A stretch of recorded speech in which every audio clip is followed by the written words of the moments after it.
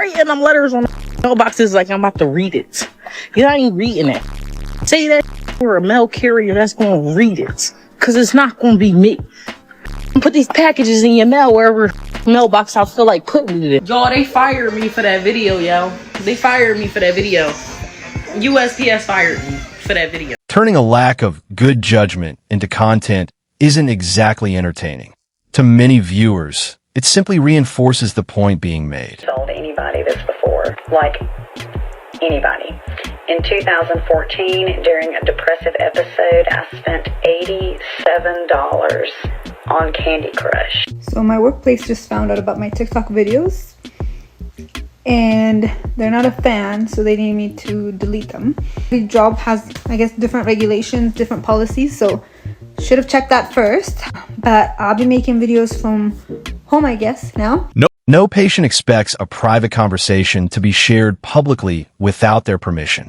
If those expectations of privacy weren't respected, many employers would likely view the situation as a serious breach of professional standards. Not only did they fire me, they banned me permanently from the premises and escorted me out to my car. I wasn't even allowed to walk through the building myself. The manager that when you see him, you know there's a problem, comes and gets me. And he was like, pack up the money in your well.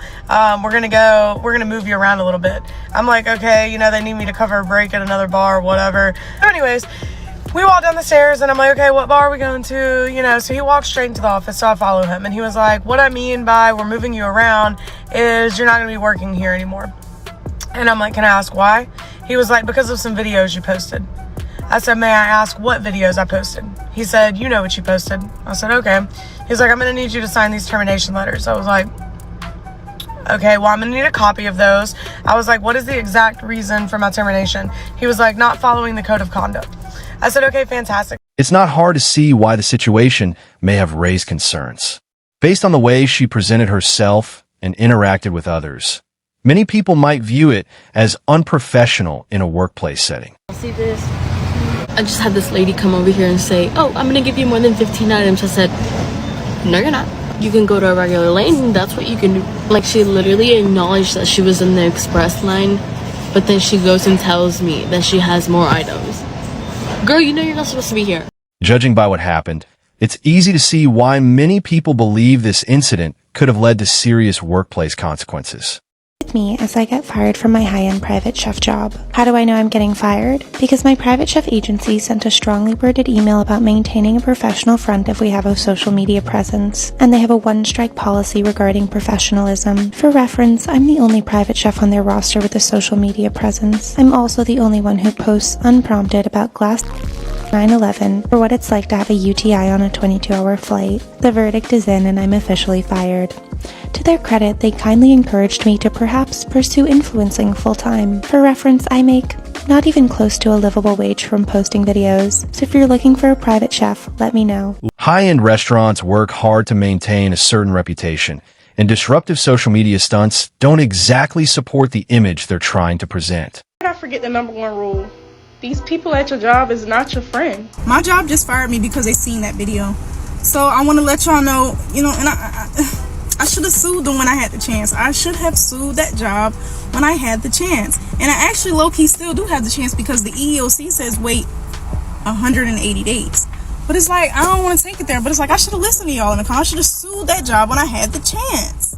If she already understands that her actions could create problems at work, it's surprising that she would publicly share content that could end up working against her.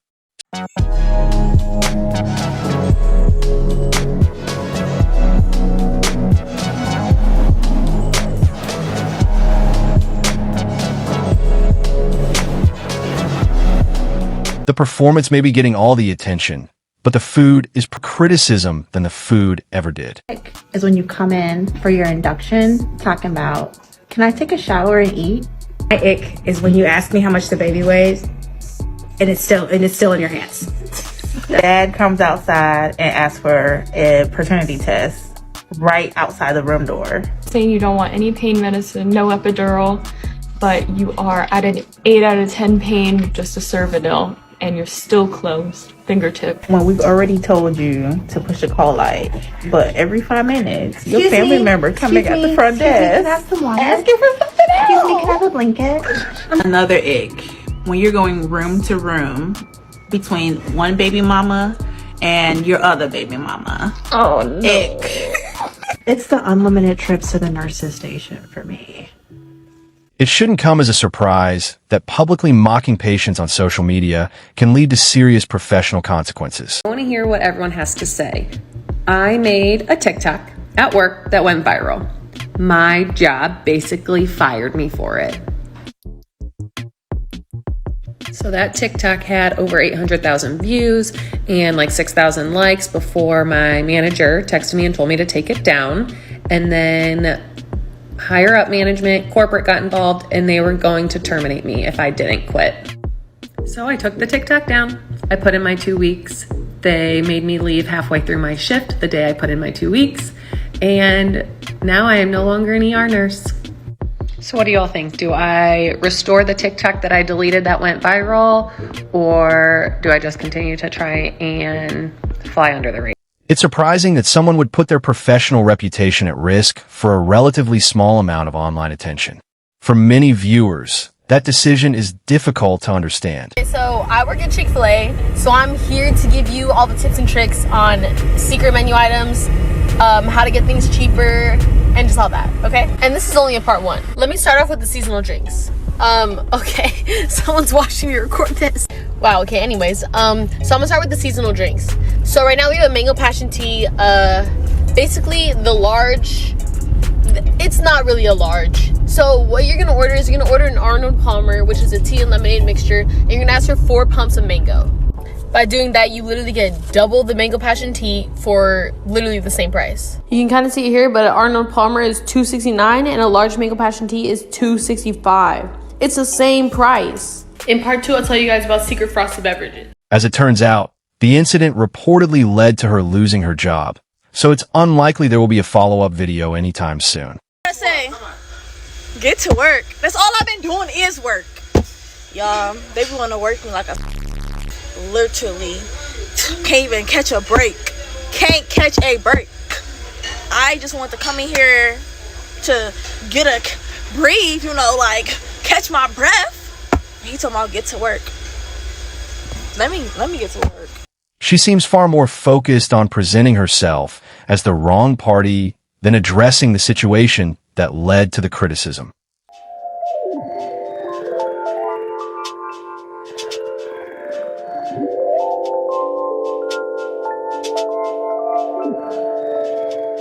There were a lot of people in the hospital at the time who knew what I did, and it seemed to be okay. I'll never forget it. I was in the ICU in the middle of taking care of a patient when I got pulled down to HR. Blindsided. Yeah, so I did. I got fired, and they just basically said, you know, I understand that the hospital brand can't work with my brands any longer. It appears many healthcare employers expect their staff to prioritize patient care and professionalism over creating social media content while on the job. That clip is likely to attract plenty of attention from an employer, and not for the reasons anyone would hope.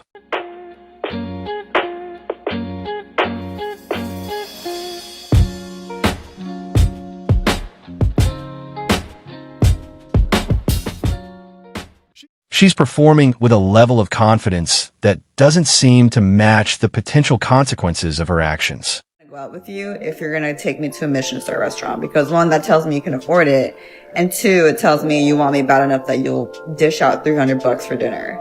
So far, 2 out of 2. I really thought one guy would be like, oh, never mind. Because that's a lot to pay for on a date. I recommend people try it because it tells you how desperate some guys are to take you out, which is kind of an ego boost, I'm not gonna lie. So, foul me. It's only been 3 weeks. Oh my God. Listen, I got nothing to hide. I don't care if people at work find me, but I also thought it would take a little longer for that to happen. Toronto's not that big of a city, I guess. But also, if you're from work and you found me and you're watching this, why'd you tell my manager?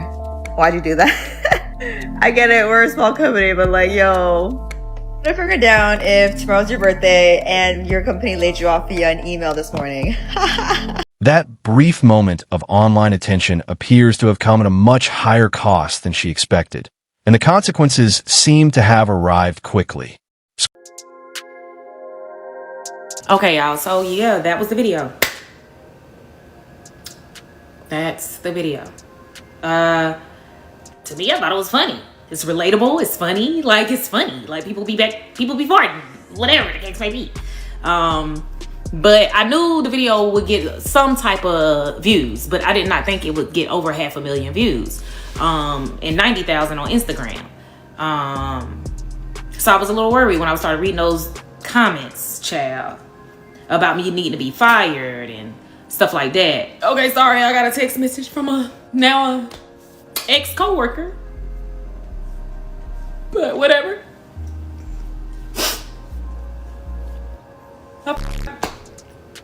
Okay, so yeah, I was worried about the comments. So yeah, I had talked to my mama. She was like, delete it. That lady there. Always listen to your mama, y'all. She really think that kind of video would earn praise at work? Given the situation, it's not surprising that it reportedly led to serious professional consequences. I lost my job 2 days before Christmas because of social media. I was told that I broke the social media policy for the company that I previously worked for. I worked 8 years for that company. I busted my tail, my off for that company as a supervisor. I was loyal and dedicated to that company. For them to fire me over personal social media handles that had nothing to do with the company, living my life the way I want to live it, that is just crazy to me. Disrespectful. Corporate America has no loyalty to anybody. Based on the overall situation, it's easy to understand why the company may have had concerns about maintaining a professional image.